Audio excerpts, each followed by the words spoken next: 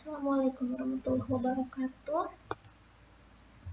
Nah, di sini saya akan mempresentasikan mengenai ensemble learning dari DNA Codon. Tugas pertama ini adalah membuat model klasifikasi untuk mengklasifikasi jenis kingdom dari codon tertentu menggunakan metode ensemble learning. Yang pertama kita lakukan adalah loading data dan import libraries. Pertama import libraries, kemudian ini adalah loading data. Nah, ini adalah tampilan dari data yang akan diklasifikasikan berdasarkan DNA codonnya. Nah, kingdomnya kita ketahui ternyata bersifat kategorikal. Nah, selanjutnya kita lihat dari plot ini bahwa akan ada 11 kingdom yang diklasifikasikan. Kemudian masuk ke tahap praproses data untuk ngecek data redundancy. Yang pertama, dapatkan null rows, bahwa tidak ada data yang duplikat. Kemudian ini adalah import libraries untuk preprocessing dan klasifikasi. Nah, pada saat data ini dulu ternyata masih error karena ternyata ditemukan masih ada data yang bersifat non-B hepatitis virus pada DNA type. Kemudian terdapat missing values juga, maka selanjutnya dilakukan tahapan drop dari missing values. Kemudian melakukan konversi kategori alphanumerik. Nah, di sini dilakukan label encoder. Nah, bisa kita lihat DNA dari kingdomnya yang awalnya VRL berubah menjadi numerik. Mana label encodernya ini array dari 0 sampai 10. Kemudian membagi independen dan dependent variabel, di mana kingdom akan menjadi dependent variabel. Kemudian dilakukan normalisasi codon untuk menyamakan interval antar codon karena codon yang bernilai jauh antar satu sama lain, dilakukan normalisasi min max sehingga skalanya menjadi dekat.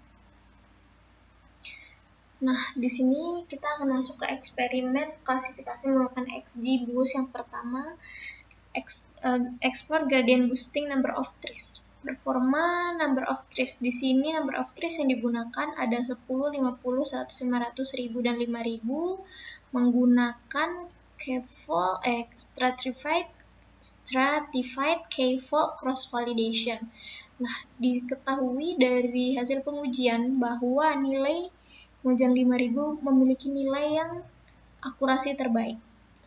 Selanjutnya kita lakukan pengujian hyperparameter XGBoost dengan N estimator 1050, subsample 0,3, 0,5. Kita dapatkan base-nya 0,911667 dengan N estimator 50 dan subsample 0,5. Dan ini adalah plotting dari XGBoost. Selanjutnya eksperimen kedua yaitu stacking. Stacking ini akan dibandingkan juga dengan beberapa model klasifikasi, logistic regression, Kenneth-Bohr classifier, resistance tree classifier, supervector machine, dan Gaussian naive Bayes. Nah, di mana hasil dari perbandingan dengan stacking ini didapatkan bahwa ternyata nilai stacking memiliki akurasi yang lebih tinggi, maka stackingnya berhasil menjadi second learner yang lebih baik ya. Nah, nilainya yang diperoleh 0,963. Nah, kemudian ini adalah bentuk box plot dari stacking. Dilakukanlah perbandingan hasil antara XGBoost dan stacking. Diketahui bahwa akurasi XGBoost 0,911 dan stacking 0,963, maka dapat disimpulkan bahwa eksperimen yang dilakukan antara XGBoost dan stacking ini memiliki nilai akurasi yang lebih tinggi dibandingkan XGBoost. Maka pada eksperimen DNA codon ini didapatkan bahwa klasifikasi dengan eksperimen stacking memiliki nilai akurasi yang lebih baik. Kemudian yang selanjutnya adalah BigMart. Nah, pada tugas ini adalah membuat model prediksi untuk memprediksi jumlah penjual setiap produk di setiap sebuah toko menggunakan ensemble learning. Sama seperti tahap sebelumnya, dilakukan load data dan import libraries dulu. Nah, ini adalah tampilan dari data penjualan Big Mart sales-nya. Nah, bisa kita lihat juga seperti ada beberapa yang kategorikal seperti item fat content ini low fat, regular, atau outlet size, medium, high. Masih terdapat data yang maka jika data seperti itu kita harus masuk ke pra-proses data. Yang pertama ini adalah import libraries-nya. Untuk pre-processing, yang pertama kita mengecek duplikasi data, ternyata tidak ada data duplikat. Kemudian mengecek missing values. Nah, ternyata dari missing values ini diketahui ada missing values pada weight, item weight, dan outlet size. Nah, kemudian kita lakukan drop. Missing values-nya dilakukan drop, kemudian kita lakukan cek kembali, ternyata sudah menjadi 0 semua, maka missing values-nya berhasil.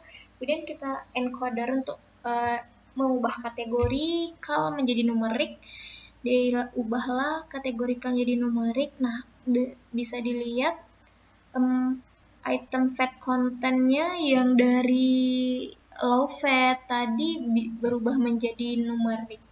Kemudian pada tampilan data terlihat bahwa data berhasil dikonversi.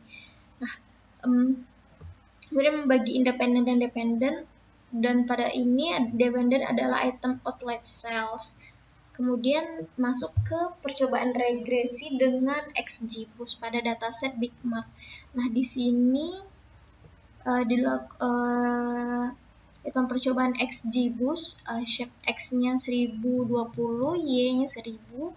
Nah, kemudian pada evaluate XGBoost Assemble untuk regresi diperoleh scoring itu menggunakan mean absolute error.